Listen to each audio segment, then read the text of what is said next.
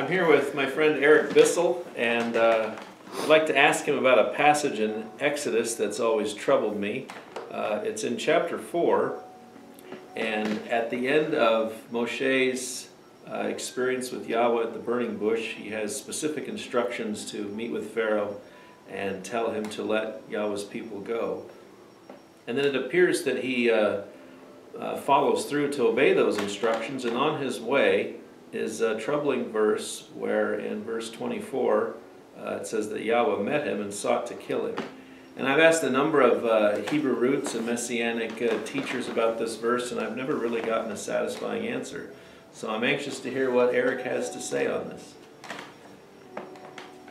Why don't we start by reading in verse 19, where it kind of picks up that narrative of the story. You want to read that, like 19 through 23? Sure. And Yahuah said unto Moshe in Midian, Go, return into Egypt, for all the men are dead that sought your life. And Moshe took his wife and his sons, and set them upon an ass, and he returned to the land of Egypt. And Moshe took the rod of Elohim in his hand. And Yahuah said unto Moshe, When you go back into Egypt, see that you do before Pharaoh all the wonders which I have put in your hand. But I will harden his heart, and he will not let the people go. And you shall say unto Pharaoh, Thus says Yahuah, Israel is my son, my firstborn.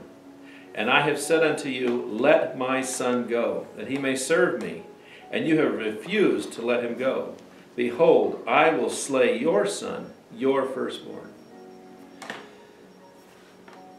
Right before that, as you say, it was the burning bush incident where Moshe said, Who shall I say sent me? And he gives his name, Ehyeh Asher Ehyeh. And then he says, Yod-He Vav-He would be his Shem of remembrance or renown, or to commemorate his name throughout the generations.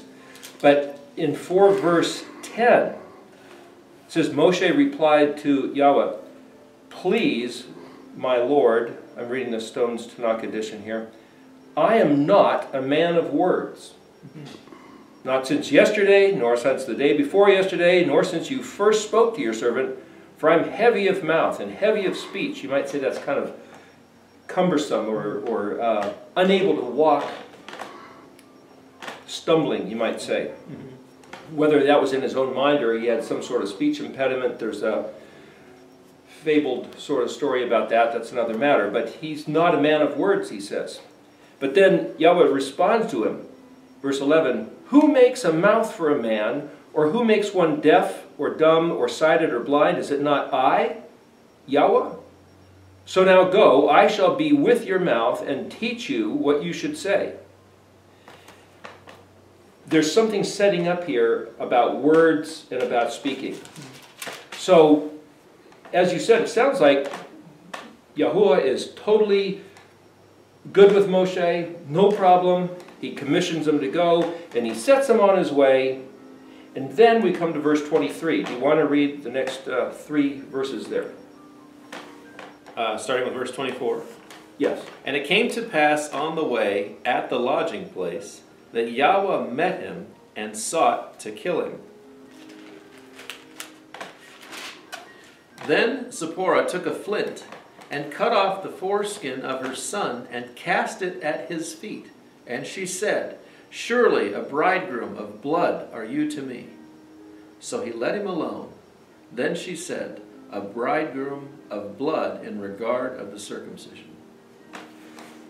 Another way to read that is a damn bloody husband.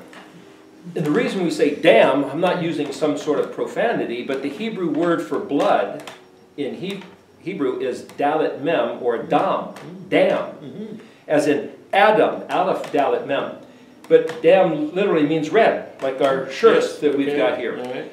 And damim would be the plural, so you could say, is this bloods, or something about a blood between me and you? What is she actually saying?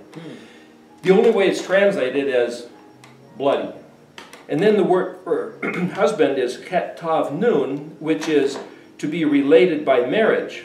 But chet tav, with nun as a suffix, can have something to do with shattered, dismayed, terror, fear, simply the word for one. And it has something to do with being, if you look at het, tav, kaf, changing the suffix from a nun to a kaf would mean cut, decided, determined, pronounced, and articulated. So there's something about speaking words here, thus causing something to happen, or coming to some sort of, you might say, legal or lawful status on account of words. This is all about the study of words. So, as you read in English, nobody knows why Yahuah would all of a sudden call Moshe to go back to Egypt. He picks up his family, he puts them on the donkey, and they start traveling, and then all of a sudden, for no good apparent reason, Yahweh gets some bee in his bonnet and comes out to kill him. That's the way it reads. Kill who? Kill Moshe? Kill his son? Is it Yahweh or is it an angel of Yahweh? We can't tell from the way it's rendered in English. One problem is that in Hebrew, they use the letter vav. Sometimes they've translated it as you, or they, or he, or it. It might be reference to she, and you don't know if it's talking about the subject, or the object, or this person or that person. And so the various translators have a field day with it, and they kind of spin their story how they see fit. And I'm not saying that's wrong, because that's the trouble with Hebrew, especially compared to English. English is very exact and precise, but Hebrew, it leaves it wide open. And so somebody has to try to make sense of these words. So, you know, people do the best they can. I'm going to read you those 3 verses in a different way of addressing it, and then we can discuss that. So this is how, using the Erichtology method of looking at what each individual letter can be read to mean, what every 2 letters of a word can be read to mean, excuse me, something in my throat there, and every 3 letters, or if not every 4. Determining what's a prefix, what's a suffix, what's the root of the word. But it's also a matter of saying the way Hebrew's written, there's a word used here, and then another word over here, there's some other words in between, and then another word, and there's a theme, there's a thematic connection between these words, even though they're not back to back. And if one takes the liberty to tie these together as if it was intentional, that the author of this text, Yod-He-Vav-He himself, not just Moshe writing this or some scribe telling us what happened, has used these words in particular. Well, what I found is that if you're given one word that might have 3 or 4 meanings, and then another word with 3 or 4 meanings, and another word, someone might translate this word with this meaning and this word with this meaning, and so it tells a story and so forth, and you'll never make the connection. But by looking at the dictionary, you'll see that there's a common meaning. One of the words that they didn't use to translate in this word, and in this one, and in this one, tie it together. For example, the word derek can mean road, or the way, or the journey, or the method that you walk, but it can also mean to bend a bow. But it's also instructed or taught. So there's something about teaching somebody how to bend a bow, and then there's another word that he sought to kill him, but that word to seek also means to take aim, to aim at something. Well, if you bend a bow taking aim at something, something else has to be at the target. So it infers this first step, the second step, that infers a third step. Where's the third step? And that's the word, his death. So when it says Yahweh sought to kill him, I don't think it was necessarily meaning that. The other interesting thing is if you simply take the word spelled Yod-He-Vav-He and say, okay, in Exodus 3, he tells us that's his memorial name. But it's a word. As a comparison, if you say, well, the word Yosef, Yod-Vav-Samik-Pei, that's Joseph's name. But if you see the word spelled Yod-Vav-Samik-Pei, you won't see that it says Joseph. Sometimes it'll say he will accumulate, because that's what the name means. So if every time you see Yod-He-Vav-He, you say, oh, that's Yahweh's name, it must say something about him. What the word means is he will cause it to exist, or he will annihilate it, destroy it so that it doesn't exist. That's what the word means. So therefore, if every single time there's a Yod-He-Vav-He, with or without vowel points, you say, oh, that's the sacred name, what if it's not? What if that's being led astray, and that's not necessarily? So if you find the sacred name with certain vowel points, perhaps it's just being used as a verb, meaning he will cause it to exist, or that it doesn't exist. Right. That's another person's study that we won't get into. But what I'm saying here, let's go on with the narrative. And it just so happened along the way, they stopped to lodge overnight at the inn. That's the way it reads. The exact same word for inn, where you stay overnight, is the word for dictionary or lexicon, or the place that words are harbored. Could be read like this. He caused it to be so that they stopped for the night and began musing about words. The same word for derrick or way or journey or to bend the bow is the same word for amusement or to muse or to ponder and consider about words. He just said he was not a man of words. He's now, by the use of words, told to get up and go to Egypt to confront Pharaoh, which is a very intimidating task that he was given. And he's like, I'm not a man of words. What's all this about words? So now him and Zipporah have to stop for the night at the inn, and they start thinking about words. That's another way you can read this sentence. About the way they had been guided, given instructions of conduct, customs which separate them from all other people groups, the way you might insulate something delicate, and even how their own particular generation was isolated, unique from all others, time and place, as if it were being staged. Yahuah had just spoken of Israel being his own son, so Moshe was examining the difficult question about who is it that invites such violence to himself, putting himself in the crosshairs, the target as it were, so as to be the enemy of Yah.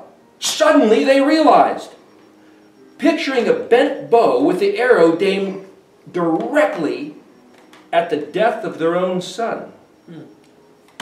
For they, having absent-mindedly neglected carrying out their own duties, Moshe is confronted by the fact that the present circumstances constitute the context of one who is disassociated and vulnerable to trouble. How can this possibly be averted? Now, all that I just read is the translation of verse 1. Just verse 1. Verse 24. Verse 24. I tried to look at every single word and look at all the different ways that it could be interpreted. Now here's verse 2. As a fire blazes up, Zipporah, early in the morning, in great distress, herself having taken hold of the teaching and conceiving them as her own, not learning about a foreign, distant culture, but owning them, she takes hold of a flint rock and cuts off the foreskin of their son, whereby he became lawfully in regulation, whereas his own walk had been inadvertently compromised, he is now declared fit. Circumcision accomplished the goal of exterminating the alien nature, cutting off the Gentile condition. Stipulations demand the sign as a necessary marking. It qualifies one to be recognized as son of Yahuah. Distinguished from any other, he had commanded the regulation. So, here and now, by this cutting, it is decided, determined, and so articulated that you are mine, equal in identity, one blood, you and me.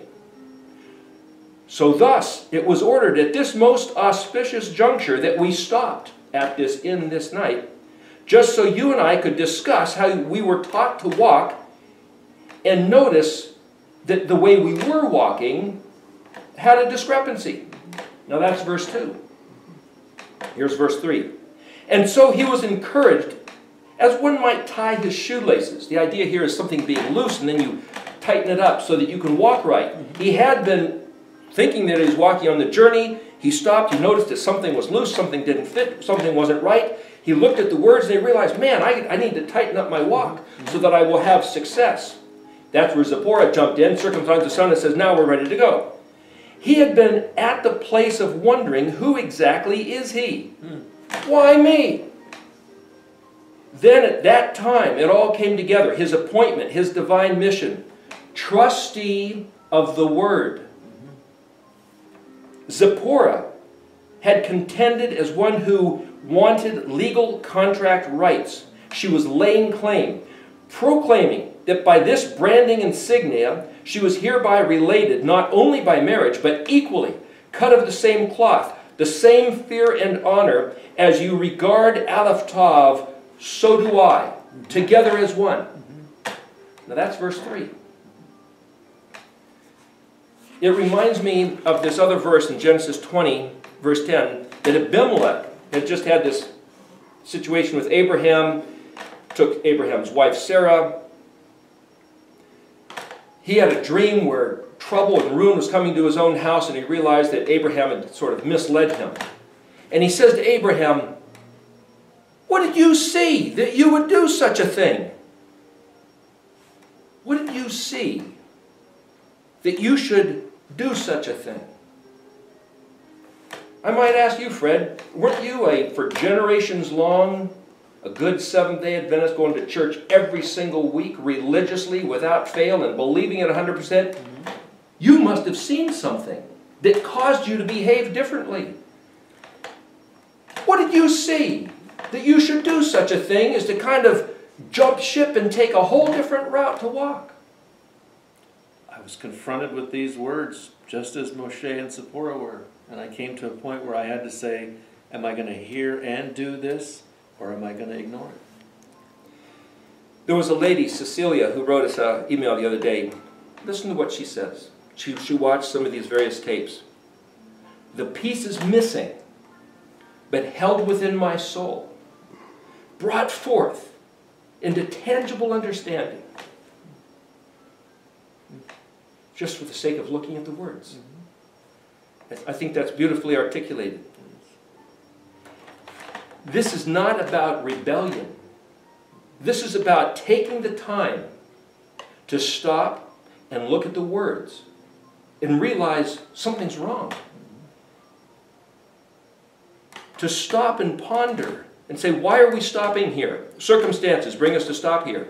So we stop here, we start looking at words, and we realize something about the way we're conducting our life does not agree with these words. Right. And it wasn't necessarily Yahweh is meeting up with him and seeking to kill him, but what he noticed is that the circumstances which existed, that's Yod-Vav-He, had the arrow of destruction aimed at his own son. If Yahweh was going to kill those who were not his own son, by Moshe's son not being circumcised, put him into the category of being the guy that would be killed. Yeah. And he realized, according to the words, my son is standing in front of the target. Right. I need to do what Yahuah says, so that as we walked according to the conduct and manner of the covenant, we're safe, we're protected, we're in under the shadow, under the covering. So to be under the covenant, you are under a curse, as he says in Galatians, I believe it is, because according to the covenant, if you step outside of the instructions, you will catch the curse, you will catch the trouble from your adversaries, and they have the power and authority to overwhelm you. Like if you're out from under the umbrella, the rain has the authority to get you wet. Yes. Yeshua said something about our adversary goes about as a roaring lion seeking whom he may devour. It's almost like Yahuah says to the adversary, those people that are under this shelter of the covenant are safe and you can't touch them. But when they step outside of the covenant, now they're under the covering of the curse, which says, you may devour anyone you catch. It's a whole different way to read why we should come back to these words. And Zipporah jumps up with a zeal and says, I want to be part of this covenant, and I'm going to take it into my hands to accomplish and do and make sure I'm with you, Moshe. Let's do it just like he said. What a beautiful picture. It's a whole different thing than what we've been told. Boy, that cleared that up nicely, Eric. I'm glad we finally got around to doing this one, because I know there's a lot of people with questions about this, and that was so beautifully put. I really appreciate you taking the time to break that down for us. Thank you. Shalom. Shalom.